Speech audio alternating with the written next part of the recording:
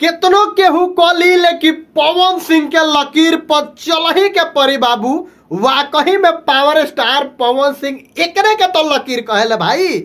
हमरा खेसारी भैया के पोस्टर आइल बा, माहौल बदले दे। अरे वाह वाह वाह वाह, रंगदारी गीत भाई, रंगदारी। हम बता दी कि पावर स्टार पवन सिंह से आज से 3-4 दिन पहले एगो गाना आई रहा, मूवी में गाना बा बबुआन, प्रखंड हो या जिला बबुआने से हिला। बहुत सारा माहौल बदल रहा। एक पहले पावर स्टार पवन सिंह के गाना आई रहा हथियार। पवन सिंह माने रंगदारी गाना शुरू कर दिल रहा। तब भैया हमार खेसारी भैया कैसे पीछे रह सके।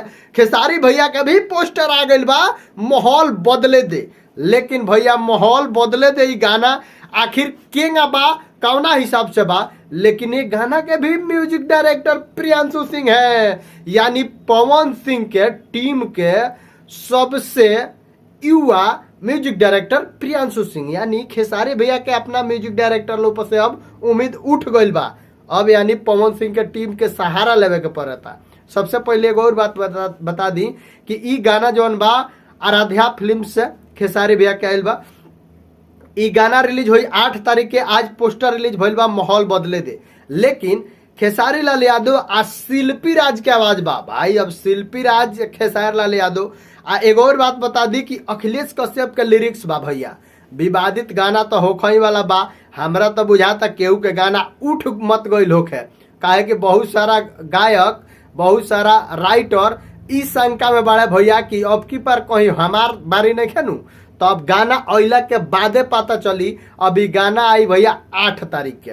लेकिन जितना लोग वीडियो में बनल बा वो सब लोग से एक और बात हम बता दी कि ई लकीर पावर स्टार पवन सिंह के खींचल है रंगदारी गाना के स्टार लो में। स्टार लो में पावर स्टार पवन सिंह के गाना आई रहे। पहले रुआ सबके पता हुई जब ना कैसेट के नाम रहे हथियार। हथियार कैसेट के नाम रहे, बहुत बेहतरीन गाना रहे। ओकरा बाद बबुआन गाना, पावर स्टार पवन सिंह के तमाम गाना। लेकिन अब खेसारी भैया के भी गाना आवे लागल। खेसारी भैया कहे लेनू कि हम मतलब पवन भैया के कॉम्पिटिटर हैं, पवन भैया के बराबरी में काम करनी। किंग बराबरी में काम करल भैया, हमरा तो यह नहीं समझ में आवत। लेकिन कोनो बात ना, एक बार खेसारी भैया के आवाज में भी हमनी के सुनल जाओ, देखल जाओ रंगदारी गाना कौना मुताबिक, कौना लेवल से खेसारी भैया गाना कहले बड़े। काहे कि घरी भाई देखत तरलू डोला सोला पुली बनौले बड़े, बॉडी सॉडी तुलू तो तारलू के देखत होक बोलू।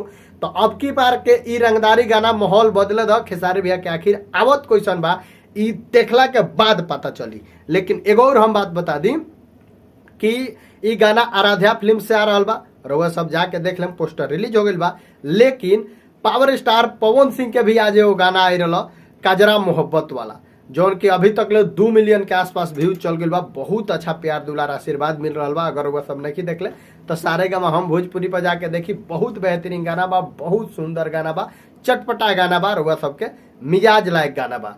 बाकी वीडियो के खूब ज्यादा शेयर करी, चैनल पर नया बनी तो सब्सक्राइब करी। काहे कि खेसारी भैया के गाना आ गई बा कैसेट माहौल बदले दे।